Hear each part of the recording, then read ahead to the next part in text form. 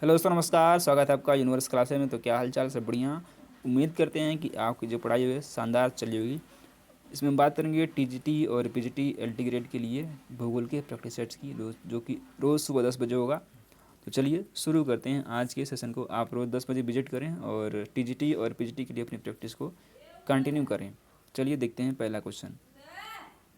निम्नलिखित में से कौन नदी के पुनर्युक्त का प्रतीक नहीं है? नदी वेदिकाएं, अधः कर्तित विसर्प, निक पॉइंट या फिर संरचनात्मक सोपान।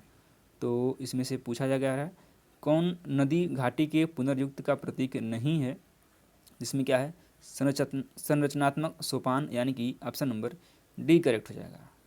चलिए अगले क्वेश्चन पे आते हैं। अर्धचंद्राकार मरुस्थलीय आकृति किस नाम से जानी जाती है? अरेट, सीफ, बरखान या फिर गारा। तो अर्धचंद्राकार मरुस्थलीय आकृति जिस नाम से जानी जाती है वह क्या है? वह है बरखान। ऑप्शन नंबर सी सही है। निम्नलिखित में से कौन सी गर्म जलधारा है? उत्तर विषुवत-रेखीय धारा, कनारी धारा, फाकलैंड धारा या फिर दक्षिण विषुवत-रेखीय धारा। तो कौन सी गर्म जलधारा है, यह आपसे क्वेश्चन पूछा जा रहा है। और इसमें क्या होगा? उत्तर विषुवत-रेखीय धारा जो है यह एक गर्म जलधारा है। ए ऑप्शन सही है। सामान्य रूप से उत्तर विषुवत-रेखीय जलधारा 0 से 10 डिग्री उत्तरी अक्षांशों में, कब से कहाँ तक? 0 से 10 डिग्री उत्तरी यानी कि नॉर्थ उत्तरी अक्षांशों में मध्य अटलांटिक महासागर में विकसित होती है। और उत्तर विषुवत-रेखीय धारा गर्म जलधारा है और शेष सभी जो जलधाराएं हैं, फाकलैंड, उत्तरी और दक्षिण विषुवत, ये सब क्या है? ये ठंडी जलधाराएं हैं। तो इस तरह से ऑप्शन नंबर ए सही है। हम्बोल्ट धारा प्रभावित होती है दक्षिण अमेरिका के पश्चिमी तट के सहारे, दक्षिणी अमेरिका के दक्षिणी पश्चिमी तट के सहारे, ऑस्ट्रेलिया के पश्चिमी तट के सहारे या फिर उत्तरी अमेरिका के पश्चिमी तट के सहारे। तो हम्बोल्ट धारा कहाँ प्रवाहित होती है? यह होती है दक्षिणी अमेरिका के पश्चिमी तट के सहारे, यानी कि ए ऑप्शन सही है। तो यदि आपको यह सेशन पसंद आ रहा होगा और यदि आपने अभी तक चैनल को सब्सक्राइब नहीं किया है, सब्सक्राइब कर लीजिए, जिससे कि आपको सबसे पहले नोटिफिकेशन मिल पाए और आपको अपडेट रहें कंटिन्यू प्रैक्टिस के लिए। चलिए आते हैं अपने क्वेश्चन पे। बादलों का सर्वप्रथम वर्गीकरण किसने प्रस्तुत किया था? बादलों का पूछा जा रहा है। डब्ल्यू होप्स, ट्रीवार्था, क्यू बदाती या फिर ल्यूक हावर्ड ने। तो बादलों का जो वर्गीकरण है वो सबसे पहले किया था ल्यूक हावर्ड ने। ऑप्शन नंबर डी करेक्ट है और ये 4 भागों में इन्होंने बांटा था। अगला क्वेश्चन। निम्नलिखित प्रकार के मेघों में से कौन से आकाश में उच्चतम स्तर में दिखाई पड़ते हैं? मध्य कपासी, पश्चाब कपासी, कपासी वर्षा या फिर उत्तरी कपासी। कौन है ये? यह है पश्चाब कपासी। ऑप्शन नंबर बी करेक्ट है। अगले क्वेश्चन पे आते हैं। निम्नलिखित प्रकार के मेघों में से कौन से आकाश में उच्चतम स्तर में दिखाई पड़ते हैं? मध्य कपासी, पश्चाब कपासी, कपासी वर्षी या फिर स्तरी कपासी। तो 16वें का क्या हो जाएगा? 26वें का होगा पश्चाब कपासी। ऑप्शन नंबर बी सही है। वर्षा के संलयन सिद्धांत का प्रतिपादन किया है पेटरसन, बर्गरान, वानगूत या फिर वोवेन ने। किसने किया है? यह किया है वोवेन ने। ऑप्शन नंबर डी सही है। वायुमंडल में पाए जाने वाले धूल कणों को आर्द्रताग्राही कण कहते हैं क्योंकि ये अच्छे संघनन केंद्र होते हैं, ये जल का अवशोषण करते हैं, इनके इर्द गिर्द हवा के ठंडी होने से संघनन की प्रक्रिया होती है, या फिर डी है उपयुक्त सभी सही हैं। तो वायुमंडल में पाए जाने वाले धूल कणों को आर्द्रताग्राही कण इसलिए कहते हैं क्योंकि ये सारे के सारे ऑप्शन इस अच्छे संघनन केंद्र होते हैं, ये भी करेक्ट है। ये जल का अवशोषण करते हैं, ये भी सही है। इनके इर्द गिर्द हवा के ठंडी होने से संघनन की प्रक्रिया होती है, और ये भी सही है। इस तरह से क्या है, चारों के चार ऑप्शन सही हैं। तो डी ऑप्शन क्या हो जाएगा? सही हो जाएगा। अगला क्वेश्चन लेते हैं।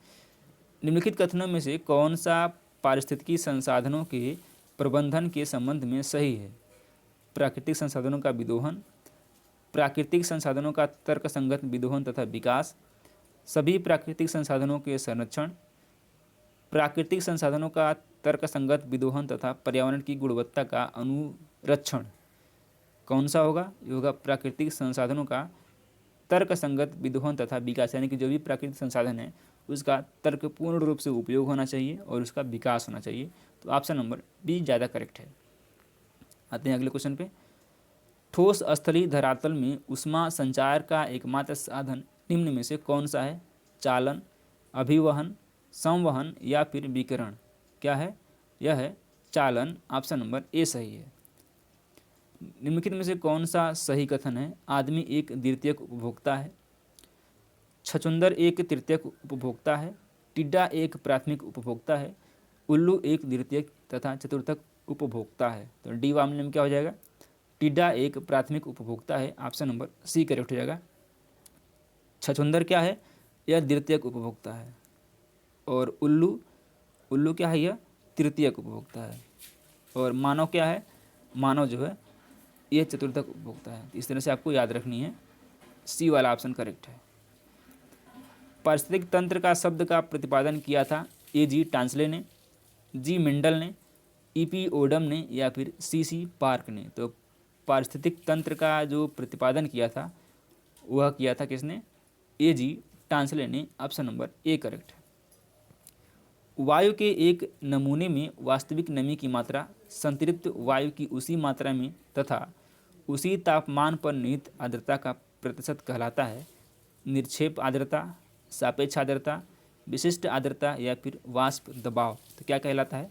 यह कहलाता है विशिष्ट आर्द्रता। सी ऑप्शन करेक्ट है।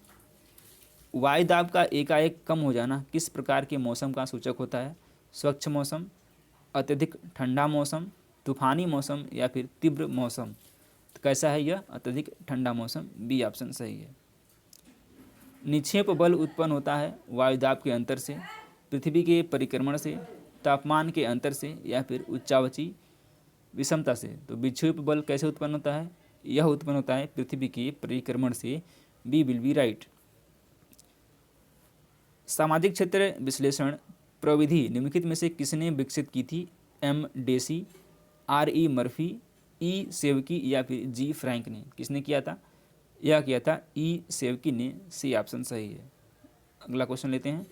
उत्पादन की राजनीति व उपभोग की राजनीति शब्दों का प्रयोग निम्नलिखित में से किस विद्वान ने किया था?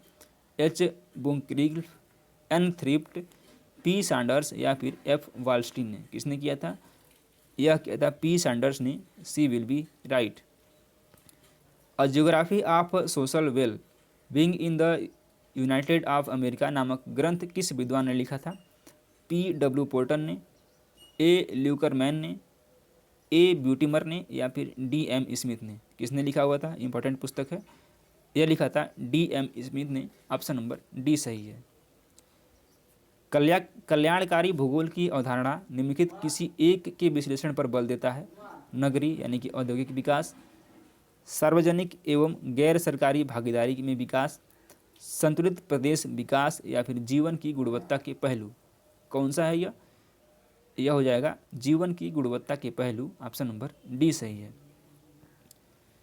निम्नलिखित में से कौन सा जननांकीय संक्रमण के अंतिम चरण में है? जापान, जमैका, भारत या फिर मिस्र?